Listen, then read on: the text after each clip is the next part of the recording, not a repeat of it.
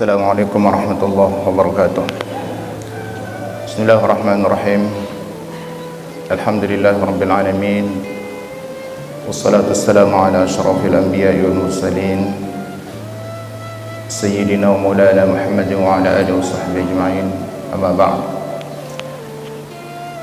Al-mukarramun, bapak-bapak, tuan guru yang kami muliakan, para tokoh agama, tokoh masyarakat, para ustaz, ibu-ibu, singkatnya jamaah sekalian yang dirahmati Allah Subhanahu wa taala. Alhamdulillah, tidak ada kalimat yang lebih pantas untuk mengawali silaturahim kita pada kesempatan yang mulia subuh hari Jumat ini, karena di sela-sela kegiatan dan kesibukan kita, khususnya masyarakat kita di lingkungan Muhammad, kita diberikan kesempatan oleh Allah Subhanahu wa taala untuk menyisihkan waktu kita dengan silaturahim dan kegiatan-kegiatan yang insyaallah akan memiliki nilai ibadah di sisi Allah Subhanahu wa taala. Yang kedua, kita juga wajib bersyukur bahwa di hari yang mulia ini, hari Jumat yang disebut dengan Sayyidul Ayyam, pembesar seluruh hari, bahkan Rasul sallallahu alaihi wasallam menganggap hari Jumat itu adalah hari raya mingguan, dan kita patut bersyukur bahwa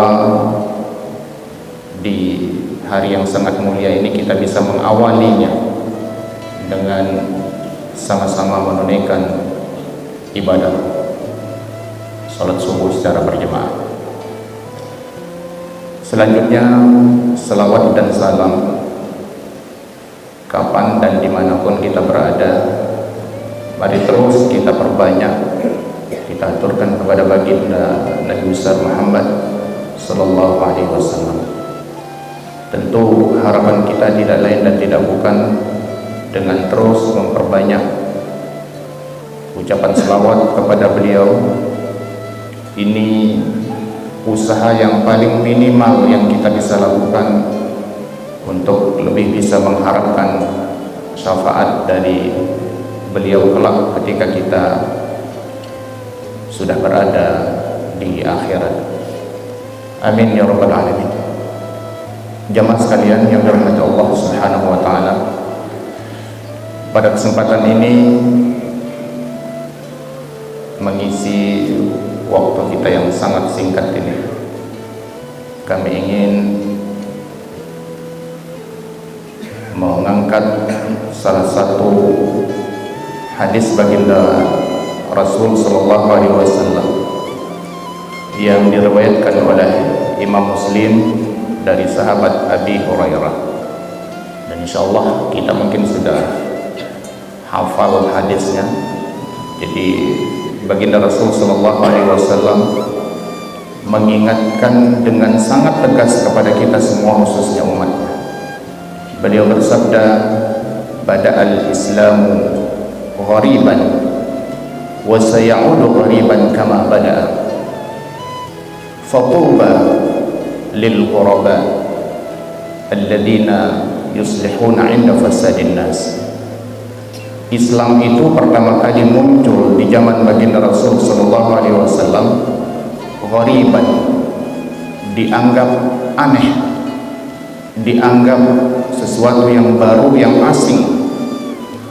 Wa sayaudu ghariban kama bada'a, dan kelak, kata baginda Rasul sallallahu alaihi wasallam, terutama di akhir zaman, seperti sekarang ini Islam akan dianggap kembali menjadi sesuatu yang aneh.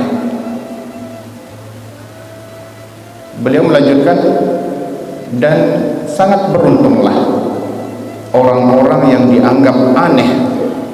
Siapa mereka itu? Alladzina yuslihuna 'inda fasadin nas, yaitu orang-orang yang terus berupaya melakukan perbaikan pada saat kebanyakan orang melakukan pemerusakan. Apa yang bisa kita petik dari hadis baginda Rasul sallallahu alaihi wasallam ini? Artinya Islam muncul tidak begitu saja, datang dengan mulus tanpa tantangan. Tapi Islam itu lahir penuh dengan berbagai tantangan, penuh dengan berbagai ujian dan cobaan. Begitu datang, lahir, Rasulullah dianggap sebagai seorang yang membawa kesialan. Rasulullah dianggap gila, beliau dibuli, dilecehkan, sahabat-sahabat beliau disakiti secara fisik, bahkan Islam itu sendiri diejek sedemikian rupa. Nah, inilah tantangan yang sangat luar biasa yang dihadapi oleh baginda Rasul sallallahu alaihi wasallam ketika pertama kali membawa misi kebenaran, yaitu misi Islam ini.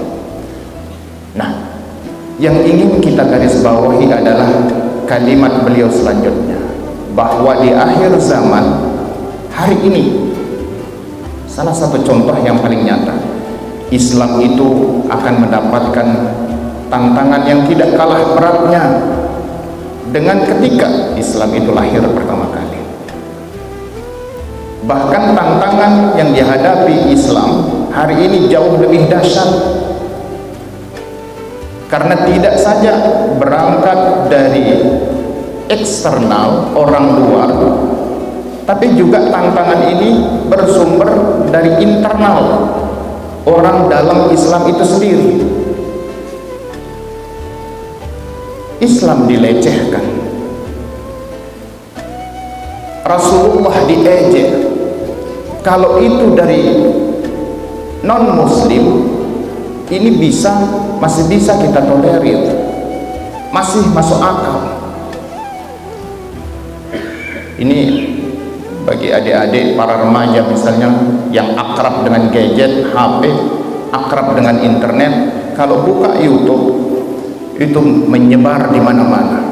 Bagaimana orang-orang melecehkan Rasulullah, bagaimana masyarakat barat merobek-robek Al-Quran, membakar di jalan raya, menginjak. Itu sudah biasa. Tetapi yang sangat miris dan sangat kita sayangkan, tantangan-tantangan itu juga tidak kalah banyak lahir dari intern umat Islam itu sendiri. Bahkan ada beberapa kaum muslimin dari kalangan artis misalnya, dengan begitu bangganya minta supaya dia kelak kalau meninggal dimasukkan ke dalam neraka. Wah, saya tidak gila banget masuk surga. Itu sudah menyebar kemana-mana. Kalau disuruh milih, saya milih dimasukkan ke dalam neraka. Bisa ketemu dengan para artis, bisa ketemu dengan para selebriti, terutama artis-artis kondang dari barat, itu dari kalangan umat Islam sendiri. Ajaran Islam itu dilecehkan di mana-mana, bahkan sampai secara overdosis dia mencontohkan bagaimana umat Islam itu usalli fardal maghrib salatar sambil guyon, dipermainkan. Itu bukan orang luar, bukan non muslim, tetapi dari kalangan umat Islam sendiri. Yang lebih parah, dan ini paling mengkhawatirkan kita, Semua kita mungkin sudah pada menyaksikan seorang dai, seorang kiai terkenal itu menggambarkan Islam, menggambarkan Rasulullah SAW dengan kalimat-kalimat yang betul-betul menyayat hati. Salah satu misalnya, Rasulullah itu tidak pernah menganggap dirinya orang yang paling benar. Diulang berkali-kali. Ini kan kalimat yang sangat berbahaya sekali. Kalau kita sudah menganggap bahwa Rasulullah itu tidak pernah mengatakan dirinya paling benar, berarti secara logika Rasulullah itu menganggap ada orang lain yang lebih benar atau kemungkinan lebih benar dari beliau. Padahal beliau lahir di dunia ini, apa misi yang dibawa? Wa ma yantiqu 'anil hawa in huwa illa wahyun yuha.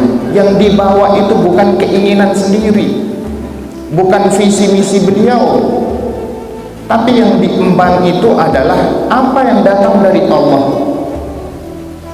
Al-haqqu min rabbika fala takunanna minal mumtarin. Jadi kebenaran itu hanya milik Allah.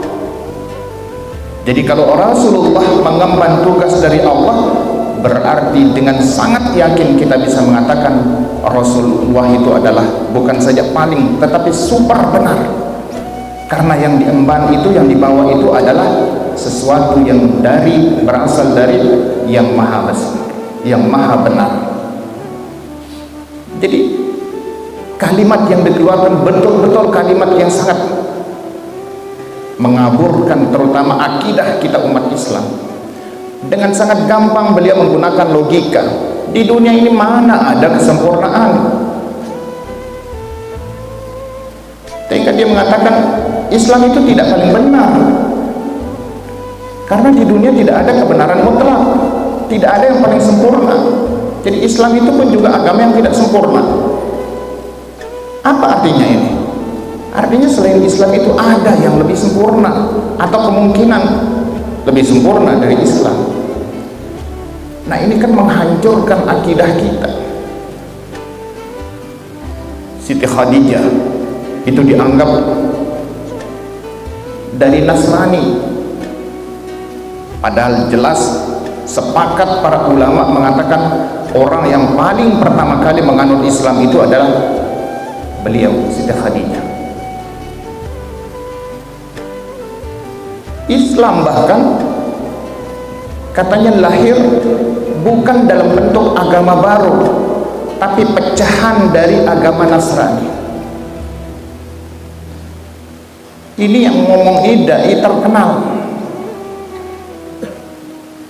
dan seluruh dunia sudah mengcopy paste, mendengarkan apa yang disampaikan. Nah, kondisi-kondisi seperti ini tentu sangat mengkhawatirkan kita umat Islam. Pertanyaannya, apa kondisi-kondisi seperti ini kita biarkan begitu saja? Apa kita harus diam? Apakah kita harus seperti penonton sepak bola, hanya nonton saja, melihat, menyaksikan tanpa komen sama sekali, tanpa berbuat? Kalau ini yang kita lakukan, salah besar kita. Siapa yang mempertahankan nama baik Islam? Siapa yang berkewajiban menjaga nama baik baginda Rasul Sallallahu Alaihi Wasallam, yang berkewajiban mengagungkan baginda Rasul? Tidak ada selain umat Islam itu sendiri. Tidak mungkin kita berharap orang lain yang menjaga Islam.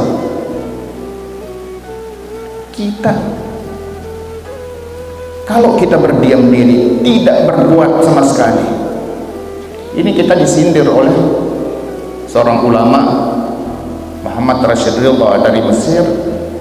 Beliau pernah mengungkapkan satu kalimat yang pendek, al-Islam mahjubun bil muslimin. Islam itu tertutup ketinggian dan keagungannya. Siapa yang nutup? Bil muslimin. umat Islam itu sendiri. Salah satunya ini, kita jauh lebih banyak berdiam diri menjadi penonton ketimbang berbuat. Maka dari sini kita saling mengingatkan. Kita ingatkan anak-anak kita, saudara-saudara kita, mari kita berbuat. Tidak ada yang bisa menjaga agama kita kecuali kita sendiri. Dalam Al-Quran Allah Subhanahu wa Ta'ala mengingatkan kepada kita, terutama dalam kaitannya dengan menghadapi kondisi-kondisi seperti ini. Wa a'iddu lahum mastata'tum min quwwatin ila akhiril ayat. Wa a'iddu lahum, persiapkanlah segala sesuatunya untuk menghadapi mereka ini, orang-orang yang melecehkan, mengolok-olok, mengobrak-abrik agama kita. Kita persiapkan diri semaksimal mungkin untuk menghadapi mereka, kata Allah. Apa yang kita pakai melawan mereka? Apa persiapan yang harus kita lakukan? Min quwwatin, kekuatan, power.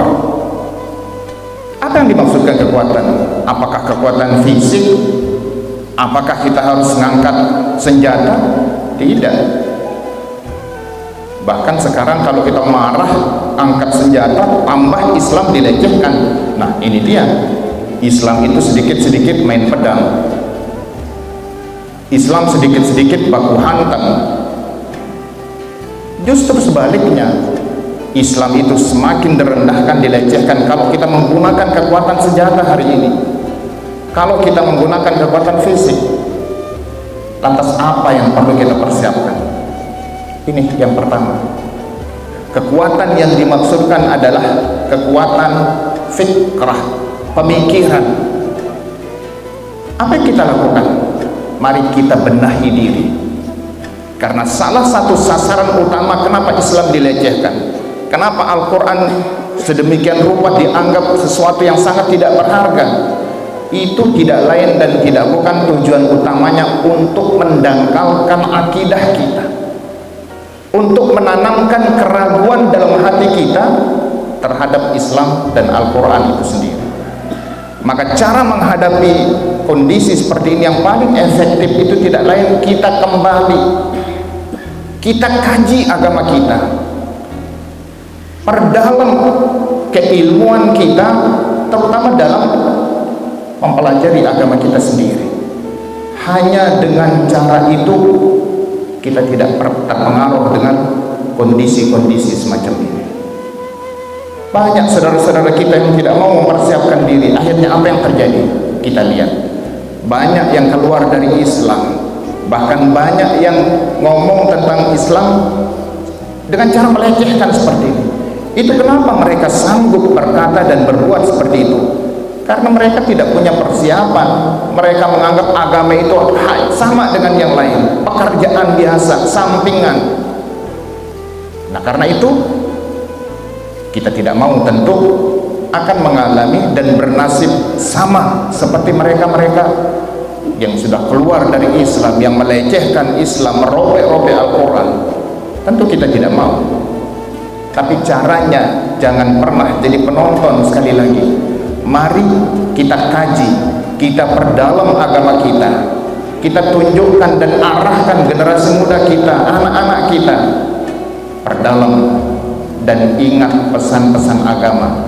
Tidak ada obat yang lebih mujarab dibandingkan dengan kita memahami secara mendalam agama kita. Karena itu sekali lagi, jangan pernah kita malas mengikuti kajian-kajian agama, pesan-pesan Al-Quran, pesan-pesan dari baginda Rasul Sallallahu Alaihi Wasallam. Kalau kita tidak rajin menambah semangat kita, menambah gairah kita untuk belajar, sedaqallah, kita khawatir kita akan menghadapi nasib dan kondisi yang sama seperti saudara-saudara kita yang salah satunya adalah yang banyak keluar dari Islam. Dan yang kedua, Allah berpesan, wa idza ra'aital ladzina yakhuduna fi ayatina fa'rid 'anhum Kalau kalian melihat, mendengar ada orang-orang yang melecehkan, mengolok-olok agama kita, mengolok-olok melecehkan ayat Al-Quran, fa'arid anhum. Begini cara kita melawannya. Udah, nggak usah pedulikan, nggak usah dengar. Fa'arid anhum, kata Al-Quran, berpaling dari mereka, jauhi mereka.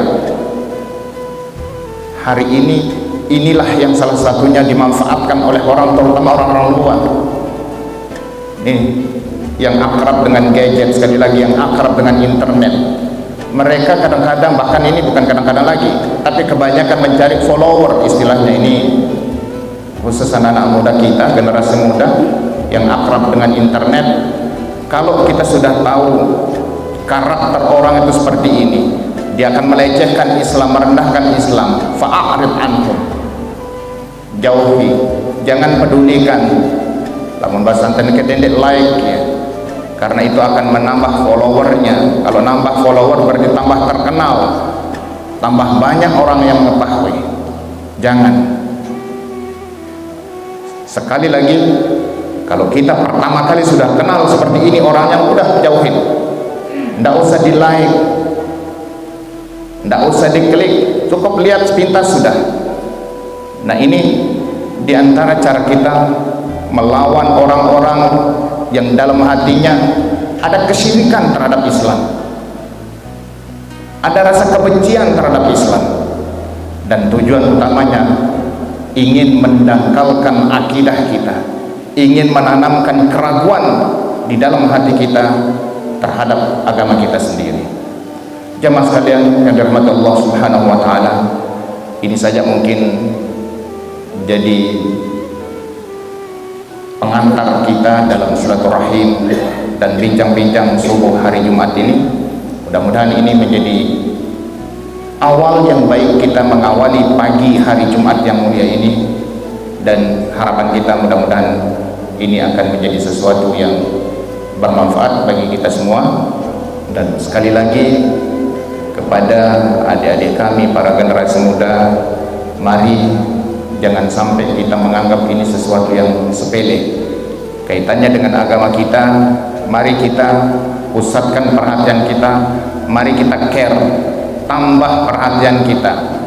Jadi jangan sampai kita tergerus, terbawa dengan suasana seperti ini, sehingga kita khawatir akidah kita itu akan tergerus dan tertanam dalam hati kita rasa keraguan walau hanya sedikit kepada kebenaran Islam dan baginda Rasul sallallahu alaihi wasallam. Demikian mungkin yang bisa kami sampaikan. Sekali lagi mohon maaf atas segala kekurangan. Wabillahi taufiq wal hidayah wal afu minkum. Wassalamualaikum warahmatullahi wabarakatuh.